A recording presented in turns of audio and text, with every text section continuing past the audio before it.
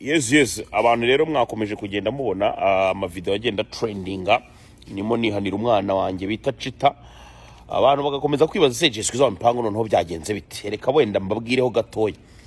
Chita wo yakoze ikosa rikomeye cyane ryo kumbeshyira yuko ngo ngenda mvuga ko ntacyo guhomba mfite, ariyo mpamvu wenda umenyereye muhonda cyangwa se muhana. Chita nagiraga ngo nongere mwibutse yuko kugenda wavuga ko afite ibyahomba bitamuha uburenganzira bwo guhonyora ndetse no kwangiza amazina y'abandi. Iyo uzi ko ufite icyo uhomba ku giti cyawe urabirinda nyine kugira ngo utaza kuza kubihomba, ariko kugenda winjira mu buzima bw'abandi unababeshyira uvuga ko ngo badafite ibyo bahomba, iryo ni ikosa rikomeye cyane bituma n'ubundi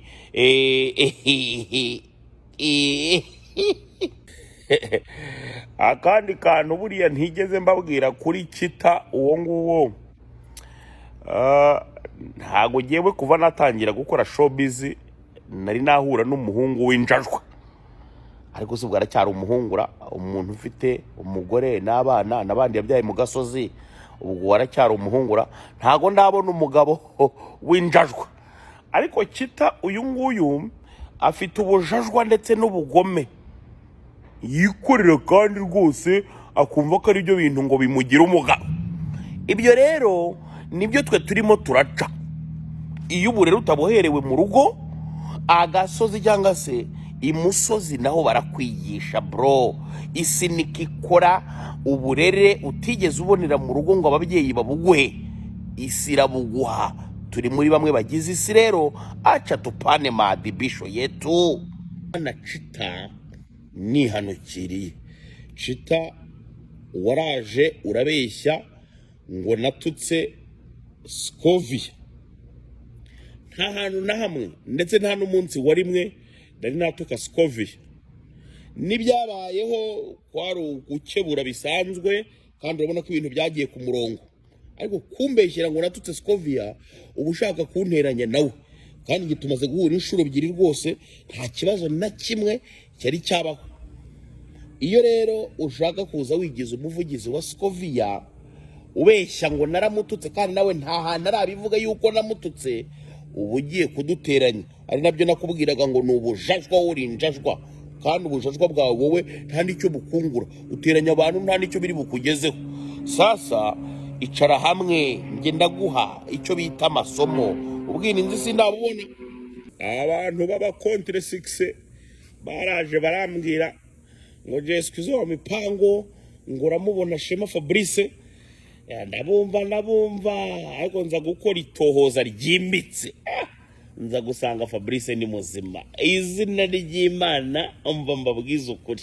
Noneho amakuru mfite nuko shampiyona yacu bya bindi byo gufata 25 miliyoni no bagiye guhita bayatumbagiza bayashyire ku bihumbi 80 by'idolari boro.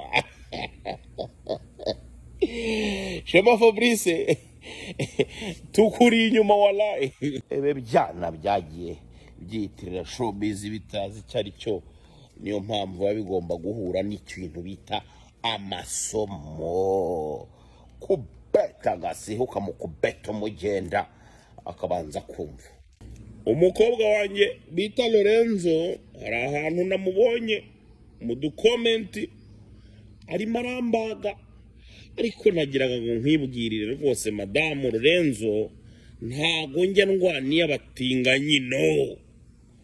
Iyo nshaka kurwana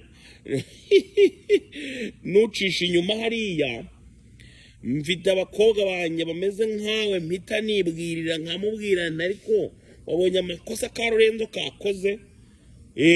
Urabyibuka umukobwa wanjye bita se muhungu azana proof igihe twakuvumburaga yuko nawe ucisha inyuma, wagiye ugenda gakesha Lorenzo. Ni wowe noneho umuntu w'umunyabibazo nzi wabayeho ku isi, ni nawe muntu w'umunyamafuti wabayeho nzi, ndetse ni nawe kigoryi cyabayeho ku isi. So genda gake wowe rwose nta kindi kintu nakubwira uretse ibyo.